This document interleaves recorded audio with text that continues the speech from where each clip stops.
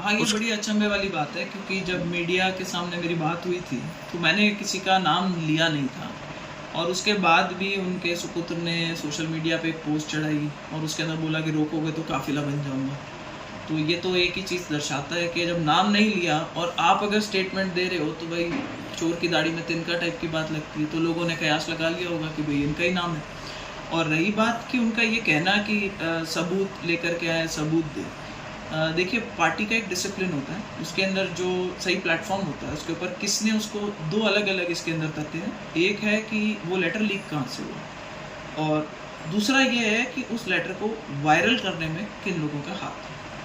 और इसके पीछे जो राजनीति है वो जिस सही प्लेटफॉर्म पे बतानी है पार्टी के अंदर, वो हम बता चुके हैं, वो लोग उससे संतुष्ट भी हैं। तो अगर पार्टी अलाउ करेगी तो जो सबूत हमने उनके सामने पेश करे हैं वो सबूत आप लोगों के सामने भी पेश कर देंगे। नहीं, उन्होंने बोला है, मैंने फिर बताया कि उन्होंने बोला है कि पत्र किसने लीक किया, ये सबूत मेरे पास है। लीक करने वालों के नाम चल रहा है, इन्होंने किया उनके भी नाम बताए। मैंने पहले भी बताया था कि ये एक बहुत ही दुर्भाग्यपूर्ण मतलब जिसको कहेंगे घटना है। एक एमएलए है, फर्स्ट टाइम एमएलए है, जिनको उन्होंने कहा है कि भाई इनको इतना एक्सपीरियंस नहीं है, वो ठीक बात है, लेकिन अगर वो अपनी बात अगर मुख्यमंत्री के पास में मौखिक रूप से बोलना चाहे या लिखित रूप से देना चाहे, ये उनकी, वो अपने अधिकारों में कर रहे हैं जो काम कर रहे हैं। अब वो कैसे वो पोर्टल पे चढ़ गया और वहाँ से लीक हो गया, वो हो सकता है ह्यूमन एरर भी हो, ठीक है, हम उसके बारे में भी नहीं बोलेंगे। लेकिन राजनीतिक रूप से अगर आप पार्टी के एमएलए को कमज़ोर करने का प्रयास करते हैं तो मैं समझती हूँ कि ये पार्टी के साथ में एक बहुत बड़ा धोखा होगा। तो इसमें किसी का नाम लिए बिना मैं ये कहूँगी कि भाई किन लोगों को आज की तारीख में फ़ायदा है जो रेवत डांगा जी को अगर स्थापित नहीं होने दे। तो ये आपका जो सवाल है उसका जवाब मैं इस सवाल के रूप में देना चाहूँगी कि कौन वो लोग हैं जो रेवत डांगा जी को स्थापित नहीं होने देने में अपनी राजनीतिक रोटियाँ सेकेंगे, और यहीं पे आपको इस पूरी चीज़ के बारे में पता चल जाएगा।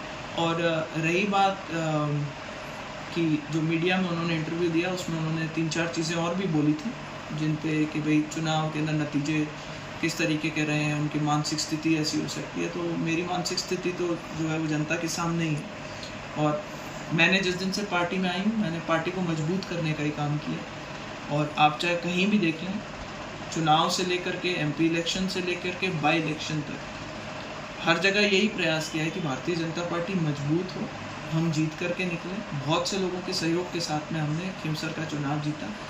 आज मंत्री जी का कल मैं इंटरव्यू का कुछ हिस्सा सुन रही थी जिसमें वो श्रेय लेना चाह रहे थे कि भाई हम चुनाव हार रहे थे खीमसर में, इसलिए मुझे भावुक होकर के और एक स्टेटमेंट देनी पड़ी। उस स्टेटमेंट के पीछे की जो कहानी है वो और भी ज़्यादा रोचक है, क्योंकि उससे पहले तक जब तक वो स्टेटमेंट नहीं आया, आप देखेंगे कि गजेंद्र सिंह जी की और उनके बेटे की बहुत कम भूमिका रही थी चुनाव प्रचारों के दौरान।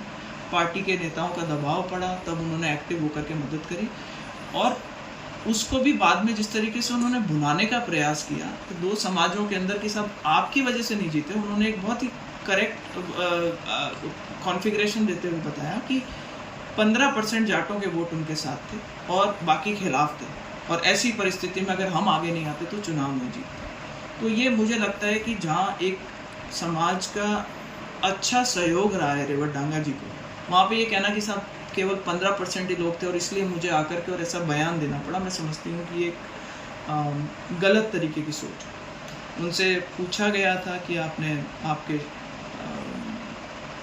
जो महकमा है उसके अंदर कई जगह भ्रष्टाचार के आरोप लग रहे हैं, तो अभी उन्होंने दाएं बाएं बैटिंग करी कि जी फाइलें जो हैं वो दिया कुमारी जी के पास भी जाती हैं, फाइलें जो हैं वो आयुष की जो है वो दूसरे जो हमारे उप मुख्यमंत्री उनके पास भी जाती।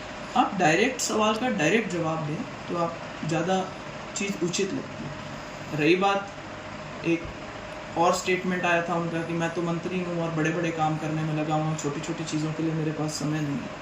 तो मैं तो इतनी रिक्वेस्ट करना चाहूँगी कि आप हमारी पार्टी के बहुत सीनियर नेता हैं और हमारे कार्यकर्ताओं की छोटी छोटी उम्मीदें होती हैं। बड़े बड़े काम आप कर रहे हैं, बहुत अच्छी बात है, लेकिन जो कार्यकर्ताओं की छोटी छोटी बातें उन पर भी ध्यान दें, जिससे कि उनकी रोज़मर्रा की ज़िंदगी में अगर कहीं दिक्कत आ रही है तो सरकार का उनको भी सहयोग मिल सके। ये मेरी एक रिक्वेस्ट रहेगी।